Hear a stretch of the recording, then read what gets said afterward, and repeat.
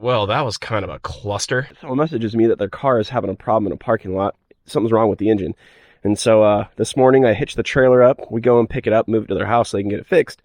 But when I hitched up the trailer and went to use it, we had two major problems. The battery was she's hammered, shot. When I store this thing, it doesn't get charged. So we're going to try to fix that. And the second thing is that driver's side light likes to mess up on me every single time. To fix this one, we're going to mount this old solar panel I have laying around right to the lid of that box. We're going to replace the lights with these spiffy LED ones from Harbor Freight because LED, and hopefully those won't mess up as bad. And then we're going to try this. This is something new if I can figure out how to wire it on the trailer.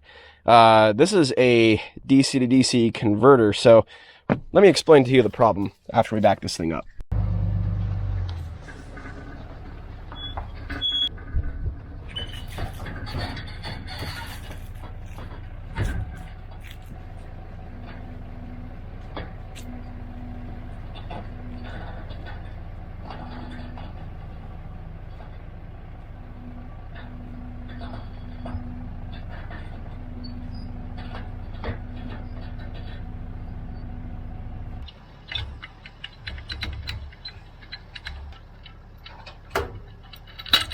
Okay, so part of your problem is you only get so much voltage, so much juice through your 7-way here. The wires are pretty small running from the front of your truck all the way to the back. So when you're driving down the road, you're getting very small voltage into your battery. You're not really charging it at all. You're probably only getting 11, 12 volts if you're lucky. Really, you need 13 or 14. So with this voltage booster right here, if we can take the voltage in and then kick it out to that 13.8 volts, then it won't charge fast, but at least it'll charge when you're going down the road. This is what I pulled out of my Jeep. This is a, obviously it's a charge controller along with a, well, inverter. I don't need the inverter anymore, but I pulled this out of my Jeep. We were overlanding out of the TJ for a long time, and I used this setup in the back of there. When I did, it worked real well, real well. So what we're gonna do is I'm just gonna do the same thing I did inside the Jeep. We're just going to double-sided sticky tape this thing inside the box. We'll set it up to charge a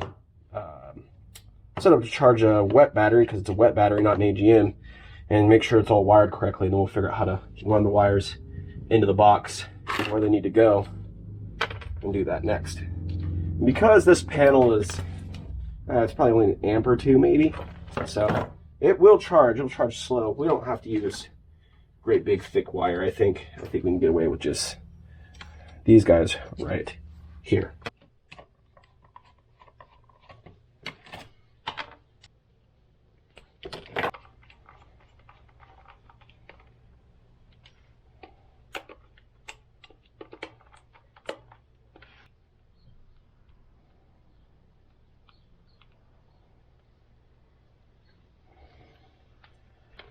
Alright, that's the battery side.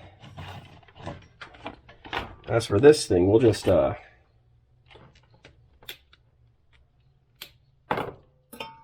one of those. So that's negative 15 volts. So then brown must be positive. Yep, brown's positive. We're going to give this a little sanding, a little painting.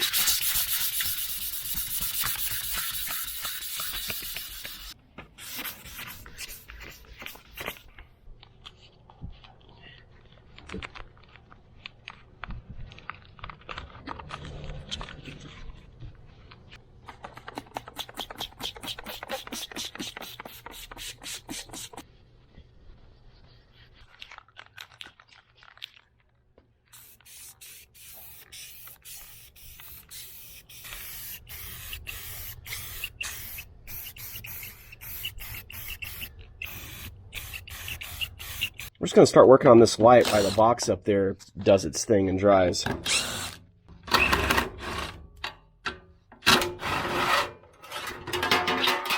I just think it's a grounding problem. We'll fix that though.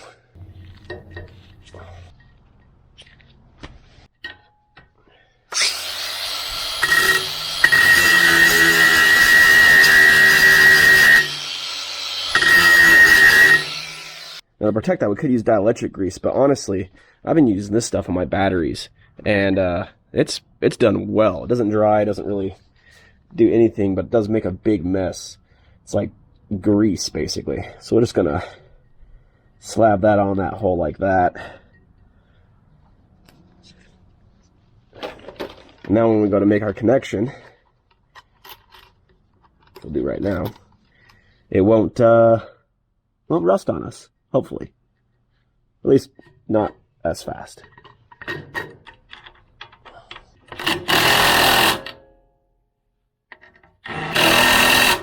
There we go.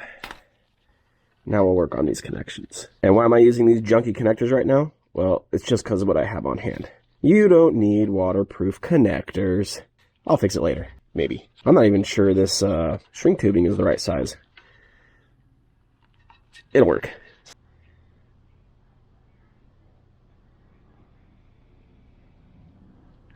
Now in reality, that was probably only a bad ground that destroyed this light.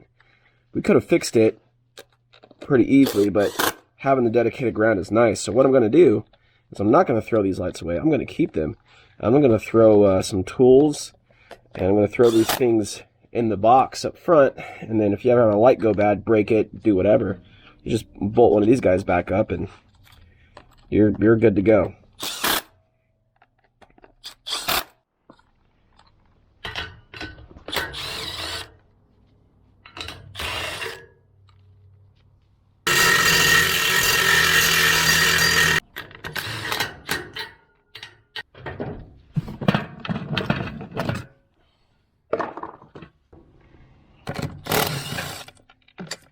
Oh, no.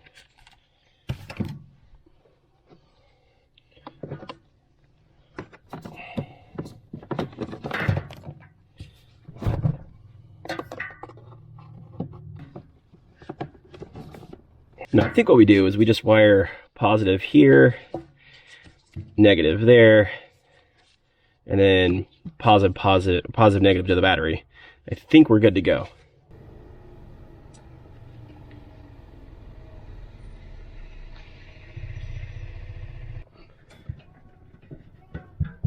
I got a little converter in there, no idea if it's going to work. We'll test it when the truck is hooked up to it. So my first thought was to put it up here, and actually I'm thinking that's a bad idea because I like to pile stuff up here when the battery lid is on. So I think I'm actually going to go over here, like this, back in this corner. And if I have to tear it off to access it, then I'll tear it off to access it. But you should be able to do what you'd need to do right from here.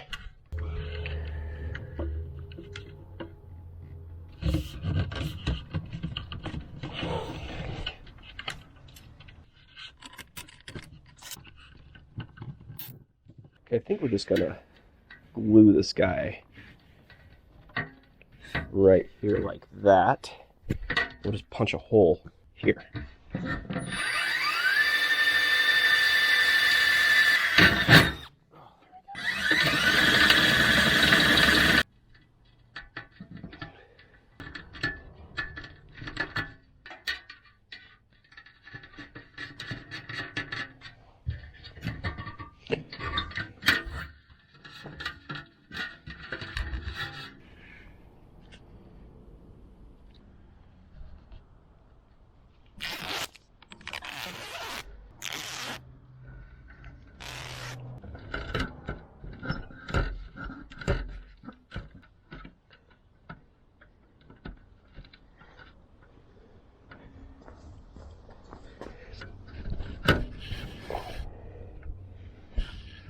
There we go.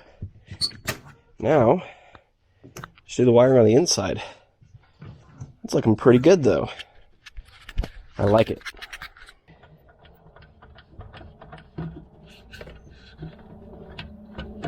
It's already working. I just got to adjust it so it charges on lead acid and not AGM. It's currently set to AGM. I'll look that up in a little bit. Let's tidy this up, and then we'll hook the truck up and test it. All right, the battery needs a little water too, so we're gonna stick a little filtered water in there because that's what I have. You don't need to worry about running distilled water. Now we'll see how she's doing. Let's hook the truck up.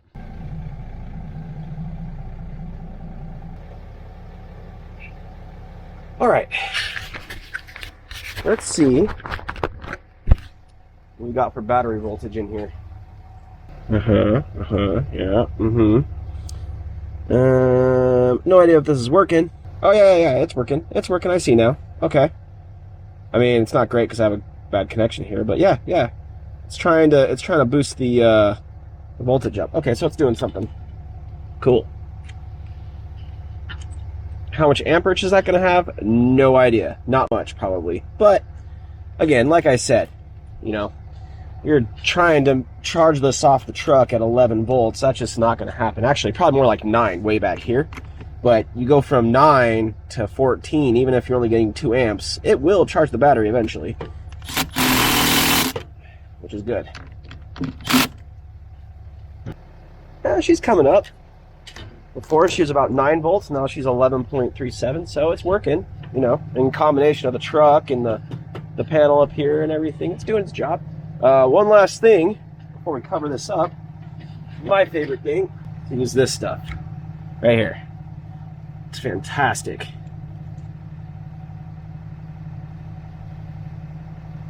Especially on these flooded batteries. It really protects all of these terminals so incredibly well. Way better than dielectric grease, way better than the red stuff I used to use. This stuff it's just good. Get my cover on here, throw everything back in the box, and call it good. I got the emergency lights on to see if the blinkers work. Yep, that one's working, and that one's working over there too.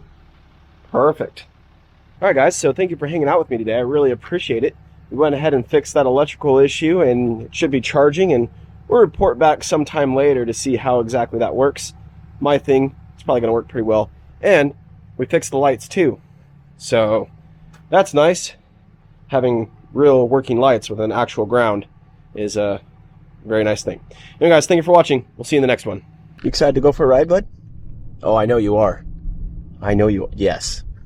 Okay. Here you go. Look how much he loves it.